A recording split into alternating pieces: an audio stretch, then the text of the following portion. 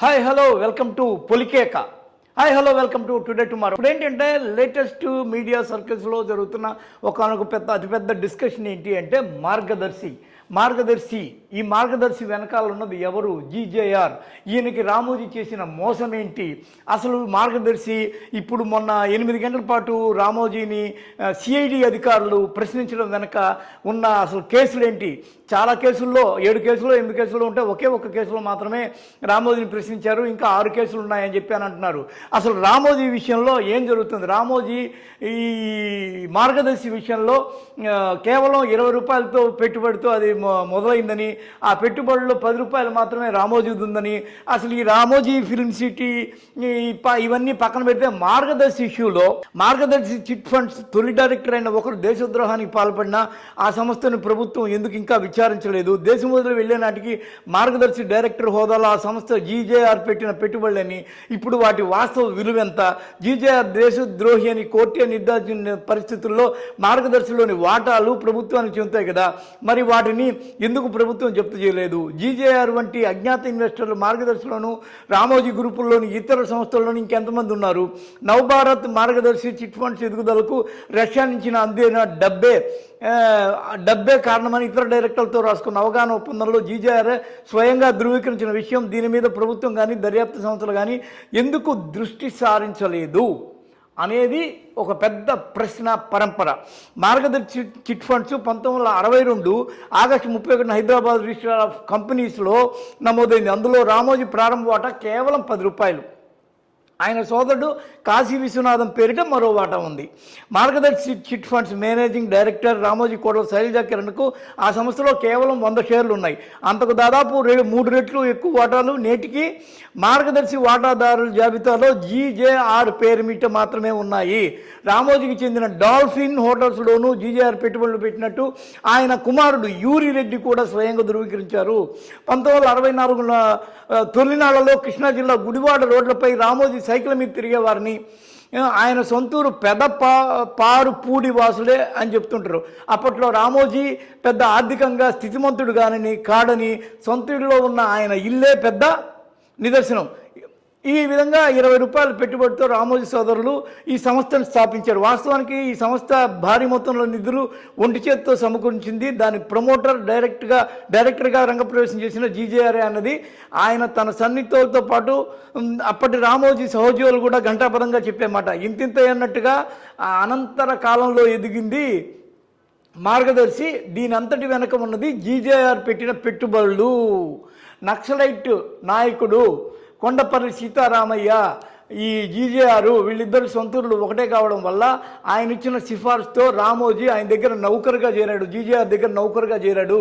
అక్కడి నుంచి జీజేఆర్కి ఆ తర్వాత దేశద్రోహానికి సంబంధించిన కొంత ప్రాబ్లం ఉండడము, కొన్ని కేసుల్లో ఆయన ఎదుర్కోవడము, ఆ కేసుల వెనక కూడా రామోజీ హస్తం ఉందని చెప్పి అనడము, వీటన్నిటి మీద ఇక్కడ ఏం జరుగుతోంది అంటే వీటన్నిటి మీద రామోజీ ఆయన్ని చాలా తెలివిగా తప్పించి ఆ తర్వాత ఆయన ఈ కంపెనీల్లో జొరబడి చాలా పెద్ద ఎత్తున అవకతవకలకు పాల్పడి ఈ రోజున దాన్ని ఇంత పెద్ద వ్యవస్థగా తయారు చేశాడు అనేది అతిపెద్ద అభియోగం. రామోజీకి ఈ జీజేఆర్ అనేవాడికి ఉన్న సంబంధం ఏంటి, ఆ రిలేషన్ ఏంటి అని చూస్తే చాలామంది ఒకటే చెప్తారు. ఇది హలో జయసాద్ గారు, సీనియర్ జర్నలిస్ట్, నమస్కారం సార్. ఇప్పుడు ఈ రామోజీ జీజేఆర్కి చేసిన మోసం ఏంటి, మార్గదర్శిలో ఉన్న అవకతవకలేంటి, అసలు ఫస్ట్ ఇదేంటంటే ఒక దేశద్రోహానికి పాల్పడ్డ వ్యక్తికి సంబంధించిన పెట్టుబడులే ఆలంబన. దీనిలో రామోజీకి ఉన్నది 10 రూపాయలు 20 రూపాయలు మాత్రమే. తొలి పెట్టుబడి ఆయన వాటా 10 రూపాయలే. ఇప్పటికీ శైలజ పేరు మీద 100 షేర్లే ఉన్నాయి. మిగిలినంతా జీజేఆర్ పేరిట ఉంది. ఇది అసలు నిషిద్ధించబడాల్సిన సంస్థ, ఆయన పేరు మీద దేశద్రోహం ఉంది. ఇవన్నీ మాట్లాడుతున్నాయి మీడియా సర్కిల్స్లో, కథలుగా వినిపిస్తున్నాయి. ఇది ఎప్పటిదో అని అంటారు. దీన్ని ఏంటి సార్ అసలు దీని వివరణ? అది గారు అంటే దాని మీద అనేక ఇప్పటివరకు వార్తలు తిరుగుతూనే ఉన్నాయి సోషల్ మీడియాలో కావచ్చు, లేదా చాలా ఏళ్ళ నుంచి జీజే రెడ్డి గారికి సంబంధించింది అనేటువంటిది ప్రచారంలో ఉన్న మాట వాస్తవం కదా. దాని మీద ఇప్పటివరకు కూడా వాళ్ళు నోరు మెరపలేదు. జీజే రెడ్డి సంబంధికులు కానీ కుటుంబ సభ్యులు యూరి రెడ్డి మా వాటాలు మాకుంటే ఇవ్వండి అని కొడుకు పోయి అడిగితే లేదని చెప్పి అన్నారు అనేది మళ్ళీ కొంత ఒక కథనం. అదే అదే వారు కుటుంబ సభ్యులు మాట్లాడలేదు. రెండోది వారు ఎక్కడైనా కోర్టును కానీ ఇంకేదైనా లీగల్ గా అప్రోచ్ అయ్యంటే ఇక్కడ కూడా లేదు. కాకపోతే ఒక సర్కిల్స్ లో మాత్రం ఉంది. దాన్ని అటు రామోజీరావు జీజే రెడ్డి కుటుంబ సభ్యులు అమెరికాలో ఉన్న వ్యక్తులైనా అధికారికంగా మెయిల్స్ ద్వారానో ఏదో ఒక రకంగా మాట్లాడుంటే దాన్ని మనం గుర్తించవచ్చు. అదే ఇది మాత్రం ప్రచారంలో ఉన్న మాట వాస్తవం. లేదు మాకు సంబంధం లేదని వీళ్ళు కూడా ఖండించుకోవచ్చు. అతను అజ్ఞాతంలో ఉన్నాడు కాబట్టి అతను మాట్లాడితే ఎక్కడ దొరికిపోతానో అని దాక్కుని ఉండొచ్చు, లేదా అతని కుటుంబ సభ్యులు కొంత గిల్టీనెస్ తోటి మాట్లాడకపోవచ్చు. ఖండించుకునే అవసరం ఉన్నది. కాకపోతే వాళ్ళు అంత ఇప్పుడు వాళ్ళకి ఇప్పటికిప్పుడు వచ్చినంత ప్రాబ్లం లేదు కాబట్టి దాన్ని వాళ్ళు ఇగ్నోరెన్స్ లో పెట్టారు. వాళ్ళకి ఆ ప్రెషర్ కూడా లేదు కాబట్టి దాన్ని ఆన్సర్ చేయాల్సిన అవసరం లేదు. మనకు వ్యాపార సంస్థ ఎవరు అడిగిందని చెప్పాల్సిన అవసరం లేనటువంటి వాళ్ళు ఉన్నట్టు కూడా కనిపిస్తుంది. ఇక రెండవ విషయానికి వచ్చినట్టయితే ఇప్పుడు సిఐడి విచారణ జరుగుతున్న నేపథ్యంలో ఆ అంశాలు కూడా వెలిగి చూడొచ్చు.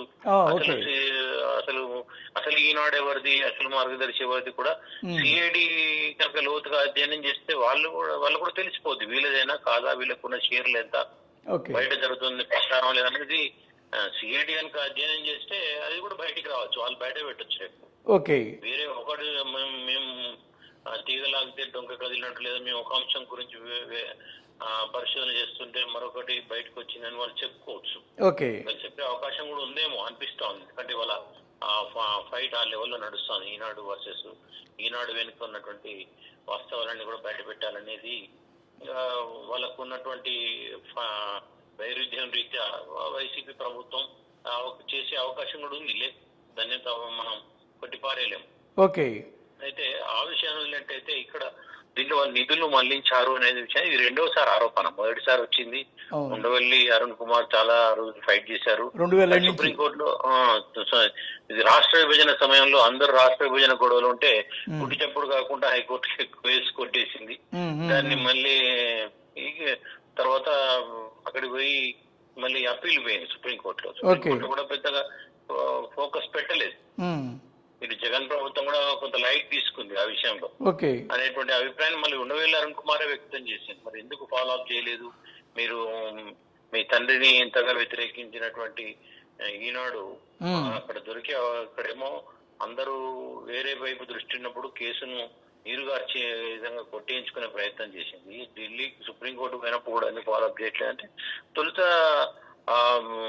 వైసీపీ కానీ జగన్మోహన్ రెడ్డి కానీ అంత ఫోకస్ పెట్టలేదు. కానీ రాను ప్రభుత్వానికి మళ్ళీ వాళ్ళ మధ్య పాత పగలు అనుకోవచ్చు, లేదా పాత వైరుధ్యాలని తిరగదన్నట్టు కనిపిస్తోంది. ఈ నేపథ్యంలోనే వాళ్ళు ఆ సీతమ్మ ధార అంశానికి సంబంధించి కూడా విశాఖపట్నంలో ఉన్నటువంటి ఒక ఇల్లు ఒక ప్రైవేట్ వ్యక్తులకు సంబంధించిన ఇల్లును సంబంధించి కూడా అక్కడ ఆ కార్యాలయాన్ని కూల్చివేసారు. అక్కడి నుంచి ఈనాడు కాలేజీ చేయించే ప్రయత్నం చేశారు. అంటే కోర్టు తీర్పు మేరకే అనుకోండి, కానీ అది జరిగింది. మరి అది జరిగింది. తర్వాత నుంచి మళ్ళీ సిఐడి మీద మళ్ళీ విచారణ కొనసాగుతా ఉంది సిఐడి ద్వారా. అంటే వాళ్ళు కూడా రెండోసారి ఆ తప్పు చేయకుండా ఉండాల్సింది. తమకు చిట్టీల కోసం డబ్బులు ఎవరైతే చిట్ ఫండ్ల కోసం వేస్తే ఆ డబ్బులు తీసుకుపోయి మ్యూచువల్ ఫండ్స్ లోనో లేదా షేర్ మార్కెట్ ఇంకో చోట పెట్టడం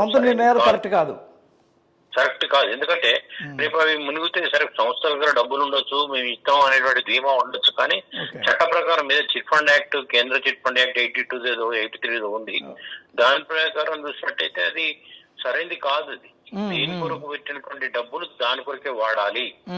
దాన్నే ఈడీ కింద వచ్చే చాలా కేసులు కూడా మీరు ఈ మధ్యన చూస్తున్నారు దేశవ్యాప్తంగా. Preventive of money laundering act లో దాంట్లో ఇంకొక యాక్ట్, 2 యాక్ట్లు ఉన్నాయి. ఆ దాంట్లో నిధులు దారి మళ్లింపు చేయడానికి వీల్లేదు. దేని కొరకు తీసుకుంటే దానికే వాడాలి. చాలా మంది ఎంపీల మీద, చాలా మంది కేంద్ర మంత్రులు పనిచేసిన వాళ్ళ మీద, వీళ్ళందరి మీద కూడా దారి మళ్లింపు కేసులు వచ్చినాయి. ఇంకో దాని కొరకు లోన్లు తీసుకుంటే దాని కొరకే వాడాలి. అలాగే దానికోసం ప్రజల నుంచి డబ్బులు, సొంత డబ్బులు ఎవరైనా వాడుకోవచ్చు. కానీ ప్రజల నుంచి డబ్బులు చట్ట ప్రకారం రిజిస్టర్ అయ్యి అంటే ఇప్పుడు ప్రాబ్లం ఏంటంటే తర్వాత దాన్ని మరొక అంశానికి మళ్లించడం, అది రేపు లాభం వస్తుంది కావచ్చు. అంటే ఇప్పుడు ఏం జరుగుతుందంటే బాగా ట్రోలింగ్ ఏంటంటే అవి ఆ ఫోటోలన్నీ బయట పెట్టడము, ఆయన బెడ్ మీద ఉన్నవి, ఆయన అనారోగ్యంతో ఉన్న 86 ఏళ్ల మనిషి అనారోగ్యంతో ఉన్న ఆయన్ని తీవ్రంగా ఇబ్బంది పెడుతున్నారు. ఆయన మహానుభావుడు, ఆయన చాలా నీతిమంతుడు, ఎందరికో స్ఫూర్తిదాత, ఎంతమందో జర్నలిస్టుని బయటికి వదిలారు. ఇన్న కోణంలో కొంత ఒక వర్గం ప్రచారం జరుగుతోంది. అంటే మన దేశంలో ఏమైపోయిందంటే ప్రతిదీ పర్సనల్ గ్రడ్జ్ లాగా అయిపోయింది. తప్పు జరిగిందా, జరిగితే ఎవరైతే ఏంది చట్టం ముందు అందరూ సమానమైనటువంటి ఒక ధోరణి లేదు. ఇవాళ ట్రంప్ అరెస్ట్ అయ్యాడండి. ట్రంప్ కూడా 70 ఏళ్ళు పైన ఉంటాడు. ఆయన తీసుకెళ్లి పంపించిండ్రు, జైల్లో ఉంది, కోర్టులో హాజరైంది, ఇవన్నీ బయటకు వస్తున్నాయి. వెంకటేశ్వర స్వామి మీద కూడా 10 కోట్ల రూపాయలు ఫైన్ వేశారుగా వెంకటేశ్వర స్వామి కూడా. చెప్పాను, వాళ్ళకు కూడా అంత పెద్ద వ్యక్తి మరి అంటే ఒక ప్రపంచ అధినేతకు ఫీల్ అయ్యేటువంటి ఒక అమెరికా అధ్యక్షుడు పనిచేసిన రెండోసారి కూడా రేపు పోటీ పడుతున్నాడు.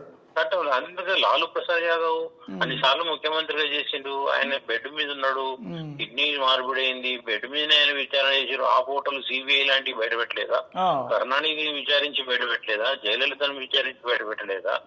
ఇది ఎవరు చట్టానికి అతీతులు కాదు అంటే ఒక సెంటిమెంట్ ని డ్రా చేయడానికి ట్రై చేస్తున్నారు, దీన్ని కప్పిపుచ్చడానికి ట్రై చేస్తున్నారు. ఇగ్నోరెన్స్ చేయాలంటే జర్నలిస్ట్ అంటే ఒకటి స్ట్రైట్ గా పాయింట్ చెప్పండి. పత్రిక అని చెప్పుకుంటున్నప్పుడు దీని పెద్ద ఇష్యూగా తీసుకోకూడదు. ఒకటి స్ట్రైట్ గా ఇప్పుడు మన అందరికీ వస్తున్న పెద్ద ప్రశ్న ఏంటంటే, మార్గదర్శిలో ఒక దేశద్రోహికి సంబంధించిన పెట్టుబడులు ఉన్నాయి, ఈయన కేవలం 10 రూపాయలే, వాళ్ళ అన్నదమ్ముడితో ఒక 10 రూపాయలే, ఈ క్రమంలో ఆయన పెట్టుబడులే ఎక్కువ. అలాంటప్పుడు మార్గదర్శి మీద ఇప్పటి వరకు ఎవరు ఎందుకు చర్యలు తీసుకోలేదు? అది ఎలా తప్పించుకుంది?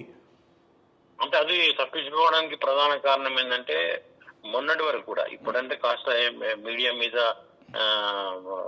అటాక్ చేస్తున్నారు, లొంగ తీసుకుంటున్నారు, ప్రభుత్వాలు చేస్తున్నాయి. కానీ మొదట్లో అంతకుముందు వరకు లేదు. ఒక 15 ఏళ్ల కింద వరకు కూడా ఒక మీడియా అంటే ఒక భయం అది ఒకటి ఉండేది. అనేది ఉండేది.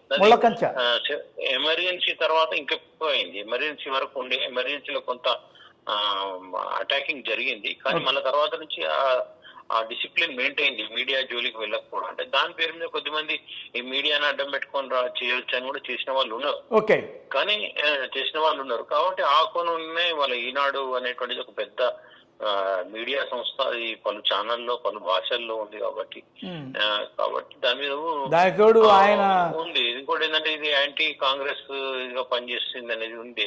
బట్ అలాంటి సమయంలో మరి అది దాని మీద చేస్తే అప్పటికే కాంగ్రెస్ ఎమర్జెన్సీ సమయంలో మచ్చొచ్చింది కాబట్టి దేశవ్యాప్తంగా ఉన్న పార్టీ లేదా ఈ రాష్ట్రంలో ప్రధానంగా అధికారంలో ఉన్న పార్టీ టీడీపీ వ్యతిరేకంగా ఉన్న పార్టీ కాంగ్రెస్. కాబట్టి కాంగ్రెస్ కొంత బయట వరకు మాట్లాడి, అది కూడా రాజశేఖర రెడ్డి తర్వాత అటాకింగ్ చేసిన అంత సైలెన్స్ ఉండిపోయింది. రాసినా కూడా అబద్ధం అనిపించినా, బాధ అనిపించినా, లేకపోతే దాంట్లో ఏదో నిజం పోనీలే ఎందుకులే అనేటువంటి గొడవతో వదిలేసాం. ఈ విధంగా మనకి ఇప్పటి వరకు అందుతున్న సమాచారం ఏంటి అంటే, రామోజీ పెట్టుబడుల్లో ఆయన సొంతదేదీ లేదు, ఆయనది కేవలం ఆ రోజుల్లో 10 రూపాయలు మాత్రమే ఉంది. దీని వెనక జీజేఆర్ అనే ఒకనొక వ్యక్తి, ఆయన ఆ వ్యక్తి యొక్క పెట్టుబడులు ఉండడము, ఆ పెట్టుబడుల యొక్క జగన్నాథ్ రెడ్డి అనే ఆయన పెట్టుబడులు ఉండడము, దాని వెనక ఇక్కడ ఈ సంస్థను నెలకొల్పడం, ఈ సంస్థలో పెట్టిన డబ్బులు కూడా బయటికి వెళ్ళిపోవటము, బయట పెట్టుబడులు పెట్టడం, ఇవన్నీ జరిగినాయి. కాబట్టి మార్గదర్శి ఇంకా లోతుగా చూస్తే చాలా చాలా ప్రశ్నలకు సమాధానం చెప్పాల్సి ఉంది అనేది మనకి ఇప్పుడు తెలుస్తుంది. That's it. హాయ్ ఫ్రెండ్స్, మా టుడే టుమారో యూట్యూబ్ ఛానల్ చూస్తున్నందుకు చాలా థ్యాంక్స్. మరిన్ని లేటెస్ట్ వీడియోస్ కోసం వెంటనే సబ్స్క్రైబ్ చేయండి. అలాగే ఈ బెల్ ని కూడా రింగ్ చేసేయండి. మా నోటిఫికేషన్స్ అన్ని మీ మొబైల్లో వస్తాయి. అలాగే మా వీడియోస్ మీకు నచ్చితే లైక్ చేయండి, షేర్ చేయండి, నచ్చకపోతే కామెంట్ చేయండి.